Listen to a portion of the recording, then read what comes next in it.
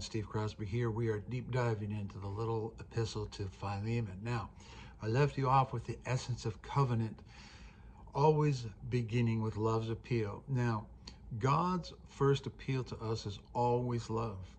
For God so loved the world. That's his first appeal. While we were sinners, God loved us. However, Paul was not averse when necessary to go bare knuckle with people, particularly in Galatians, where the rhetoric and is off the charts, and in the letters to the Corinthians.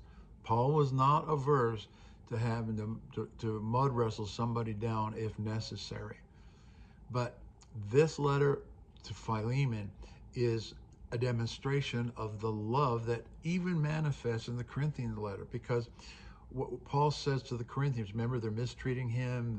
They don't think his apostleship is legit. He's unimpressive in speech.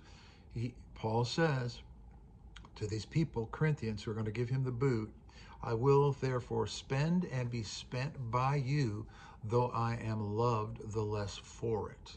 So even in the Corinthian letters, Paul is flowing in apostolic love with fatherly severity.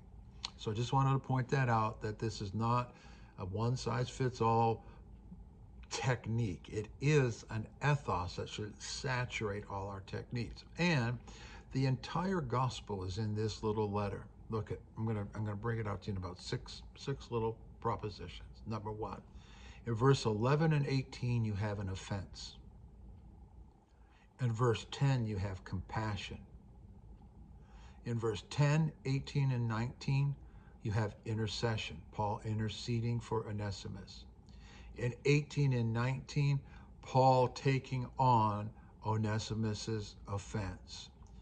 Verse 15, restoration to favor, and verse 16, an elevation to a new relationship, not a slave anymore, but a brother. The entire gospel is contained right in there, from offense to absorbing the offense to a change in status. He made his enemies friends, slave to brother. The entire gospel is in this little letter. And the conflict in Colossae was not resolved by insistence on anybody's rights being maintained and strict judicial impartiality, but rather by the demonstration of what Romans chapter 12 verse 1 means about being a living sacrifice, being about the one loaf, being consumed by others for their benefits. That this conflict was not resolved by authority. When we refuse to suffer loss or consider experiencing some type of loss as if something has gone wrong in the universe, that I'm being expected to endure this, man, we just don't understand the gospel very well. Or if I think in crisis, my default is to insist on my personal rights, the whole underlying principle of this book is someone speaking into the very private lives of two very different individuals who are in very serious conflict. And he does so on the basis of covenantal love and covenantal relationship. Philemon and Onesimus weren't getting this from a Bible study. They weren't getting this from a download from the Holy Spirit. They weren't getting it directly from God. This was God speaking to them through a trusted, safe, delegated authority. God the Father was speaking through Paul to them to resolve this situation. And that is very threatening to American sensibilities of privacy rights and independence. And I know this topic has been abused by discipleship groups and controlling manipulators and egomaniacs. But God speaks through human beings. James, go find the elders talk to them, confess your faults to them, relationality with somebody who's frankly is a spiritual superior. Everybody's got to have somebody who's, what's the word? Of more substance in the kingdom, with more experience, insight, and life of Jesus than they have.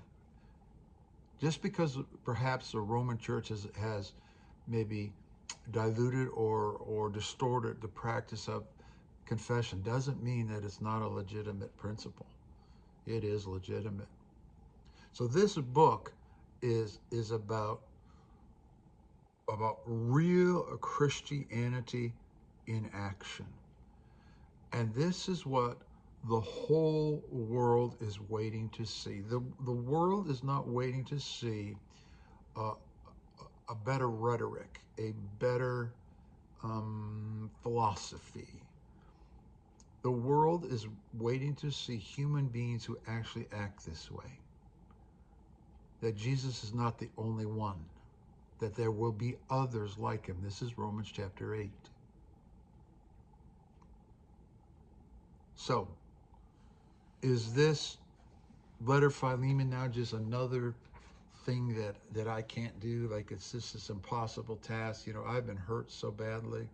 Listen, I know people who've been sexually violated. I know people who've been financially violated. I know people who've been physically violated. I'm not saying that this is a template for the details of every situation.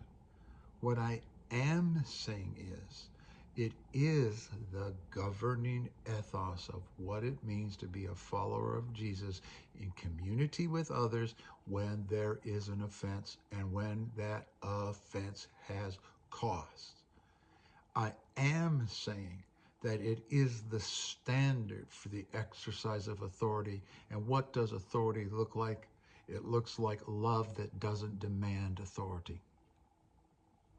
If you have someone who's always demanding their right to authority, demanding obedience, that's someone who has no authority. Because real authority is made secure in love. Where love is secure and expressed, the topic of authority never even has to be brought up. Because love voluntarily concedes and yields and gives and receives, and there's nobody above or below. There's an exchange of the life of God, an acknowledgement that this person over here, we have entrusted our spiritual welfare into this person's hands.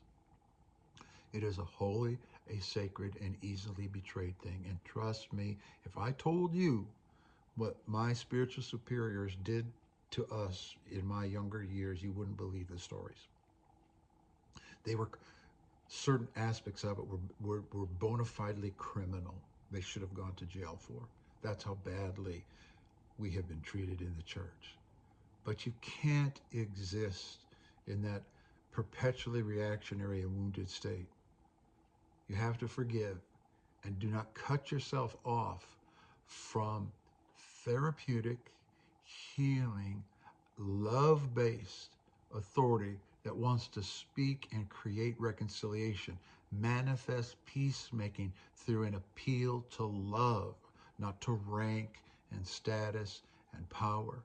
Because really, if love isn't present, guys, we don't have any workable material. It doesn't matter how you framework it or structure it or principle it or write out your bylaws.